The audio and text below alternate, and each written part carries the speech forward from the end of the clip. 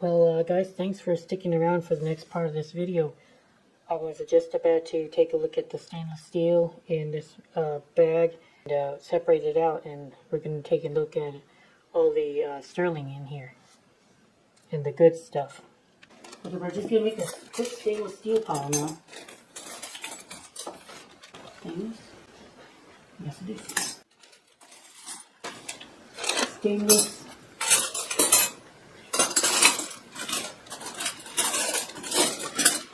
This looks like crap, but okay. It's a W.M. Rogers 12, and look at the flower on top of it. It's a shame. This would be an $8 to $10 spoon, but the bowl is completely pitted. It's scratched to hell. I don't know what the heck happened here. And I see some pieces like this.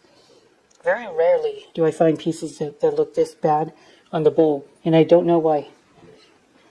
Something would have had to happen for it to be like that. This also, I don't think is silver. This is just Oneida. Okay, so you'll see what I'm doing. I'm just trying to pick out the bad stuff. Pick out the bad stuff so that I picked that sterling, I'll put it back. We're being naughty, like, y'all ever like bought jelly beans? If you have a brother or a sister, you bought jelly beans and say like the Willy Wonka candy, the nerds, or not the nerds, but the little ones with currant, and your down sister or your brother always picked out all the bananas from the candy, or maybe they really liked, oh, here's an International Deep Silver. This is a nice pattern. Wonder what the heck this pattern is, but it's very beautiful. And we are looking at a sugar spoon. It's actually their pattern Orleans, which is one of their best-selling patterns, actually, and very beautiful. That could be resellable. Where was I going with that train of thought? Oh yeah. Nobody liked the black jelly beans, so you'd eat all the other jelly beans. Oh, nice. I love to find Community Plate or these little sugar tongs. Those are collectible. Could easily see that going just by itself. So they'd eat all the good jelly beans and leave you with none of the good ones. I'm kind of doing the opposite of that. I'm taking all the bad jelly beans, and we're going to leave the really good ones. Like, what were some of the good jelly beans? Y'all ever eat those jelly beans from Jelly Belly? I was obsessed with them at one point in my life. I'd buy a bag every week. That would be my treat. It would be about a 2-pound bag, and I'd have to pay $8. What were some of the good jelly beans? I really like the buttered popcorn. Popcorn, the blueberry, Argyle. These are marked Argyle Silverplate. Never quite heard of Argyle, though. And there are some, they call some of them collectible spoons. So there's a few of those. Pick them out if they're not silver. Oh, that one too. Stratford Special. So here's what I'm talking about. Stratford is in that category as well, where the plating is completely gone, exposing the base metal. But the base metal doesn't look too bad, I would say. When they used base metal that looked like silver, at least when the silver left, it didn't look horrendously horrible.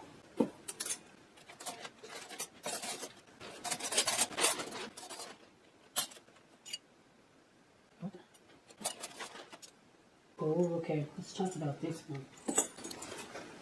Simeon and George. This one's marked Simeon and George, and it's also marked 12. 12 was an interesting marking. It's got to do with the quality of the plating. Now, in my opinion, they took the English oh, not the English, the German and the Austrian method of marking the silver by grams plated over a certain amount of pieces. Like a lot of the time you see 90, a lot of the time you saw 60. It was mostly 90. That was marked. That was the good stuff. They marked 12 to indicate 12 pieces, 12 grams of silver plated over a certain number of pieces. I don't know how many pieces. I would estimate 24. So they're advertising that each standard piece would have been plated by half a gram of silver. And that's just my speculation. Oh, this is gorgeous. Reed and Barton. Get that. I believe that this is part of their Harlequin line. Very beautiful and popular, but if you look on this pattern on eBay, there's a whole lot for sale, so they must have made a whole crap load of it. That's why it's worth more than most silver plate, but it may sit around a little while.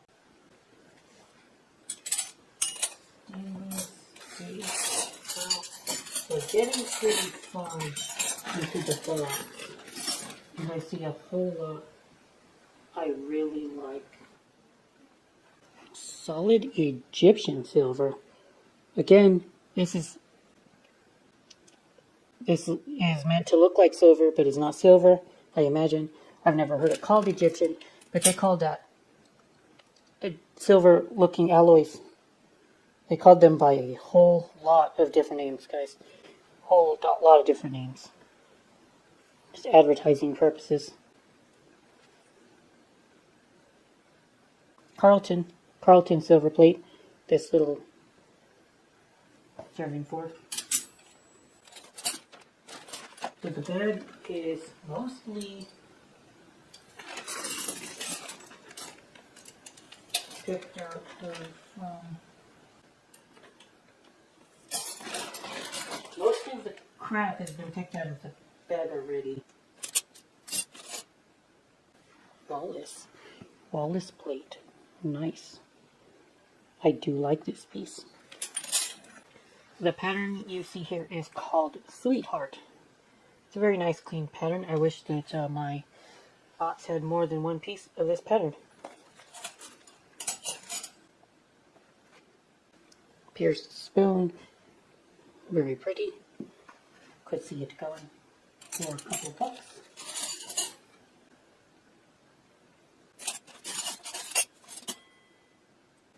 Another piece of argyle. I might have enough argyle to make its own roll-up.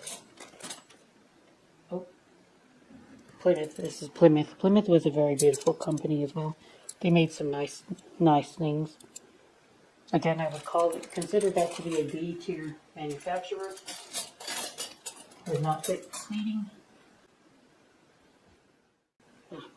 Bronze. I think this is bronze. Thailand bronze. Not my thing.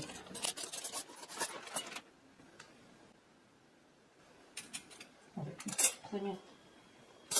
Okay. Take this one out. Take this one out. This needs to go. Another piece of stainless steel. Yo, take a look at this. It's Howdy Doody. Howdy Doody. That's actually, I found Howdy Doody, guys. Well, howdy doody to you all for sticking around, and we're going to finish off the box next episode. Thank you.